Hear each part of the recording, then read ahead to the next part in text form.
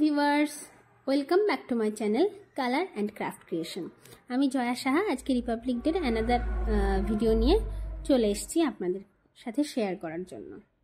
তো চলুন দেখে নিই কী বানাচ্ছি। তো দেখলেন যেভাবে আমি ফুলটা কাটিং করলাম, ঠিক সেভাবে ফুলটা কাটিং করে নিতে হবে। আর এর খাঁজগুলোকে আরেকটু ক্লিয়ার করার জন্য আমি প্রত্যেকটা খাঁজ কেটে নিচ্ছি একটু ডিপ করে। এবার ওই পাপড়িগুলোকে মাঝখান বরাবর ভাঁজ করে নিতে হবে যাতে সুন্দর একটা ফুলের লুক ক্রিয়েট হয়। ঠিক এভাবে আর একটা পাপড়ি করে নিচ্ছি, আর মাঝ বরাবর যেভাবে আমি আঠা দিয়ে লাগালাম ঠিক সেভাবে করে লাগিয়ে নিতে হবে যাতে মনে হয় অনেকটা ঘন। একইভাবে কমলা রঙের আর একটা গেরুয়া রঙের পেপার দিয়ে আর একটা ফুল, আরও দুটো ফুল তৈরি করে সাদা ফুলের উপরে বসিয়ে দিচ্ছি। ছোটোবেলায় যেভাবে আমরা পাখা বানাতাম ঠিক সেরকম করে পাখা বানিয়ে নিচ্ছি। আর এর মাঝখান বরাবর ভাঁজ করে দেখুন এইভাবে গ্রিন কালারের আর্ট পেপার দিয়ে মাঝখান বরাবর ভাঁজ করে আঠা দিয়ে লাগিয়ে দিচ্ছি। এরকম আমরা 4টে পেপার তৈরি করে নেব। এবার 4টেকে একসঙ্গে জয়েন করলেই গোলটা তৈরি হয়ে যাবে, ঠিক যেমনটা আমি দেখাচ্ছি। দেখুন ভালো করে লক্ষ্য করে পেপার ভাঁজ করে। এরকম করে ছোটোবেলায় সবাই আমরা হাত পাখা বানিয়েছি ছোটোবেলায় স্কুল জীবনে। ঠিক একইভাবে করে নিচ্ছি, শুধু সাইজটা একটু ছোট। এভাবে 4টে করে নিয়ে এভাবে জোড়া লাগিয়ে দিলেই রাউন্ড শেপ তৈরি হয়ে যাবে।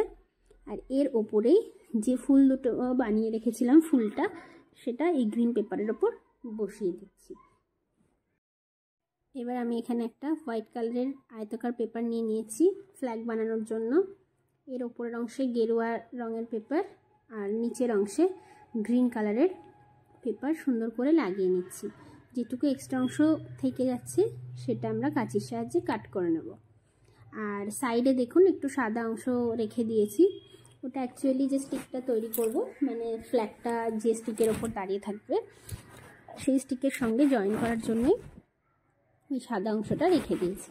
আর এর মাঝখানে নীল স্কেচ পেন দিয়ে সুন্দর করে একটা অশোক চক্র তৈরি করে নেব। ব্যাস এভাবে করলেই আমাদের ছোটসা ফ্ল্যাগ রেডি। এবার একটা সাদা আর্ট পেপার, শক্তগুলো যেগুলো মোটা হয় সেই আর্ট পেপারগুলো ইউজ করে আমি স্টিকটা বানিয়ে নিচ্ছি। ঠিক আমার যতটা প্রয়োজন ততটা মাপ করে। আপনারা চোখের আন্দাজেই হয়তো বুঝতে পারবেন যে কতটা, যেহেতু এটা একটা ছোট্ট শো পিস, সেজন্য বেশি বড় করার দরকার নেই, ছোটোভাবে করলেই রেডি হয়ে যাবে। এবার ফ্ল্যাগটা স্টিকের সঙ্গে আটকে নিলাম, ব্যাস আমাদের ফ্ল্যাগ রেডি হয়ে গেল। এবার যে ফুলটা আগে থেকে বানিয়ে রাখা ছিল সেটার মাঝখান বরাবর আঠা দিয়ে স্টিকটা স্টিক করে দিলেই আমাদের try colour Republic day showpiece ready.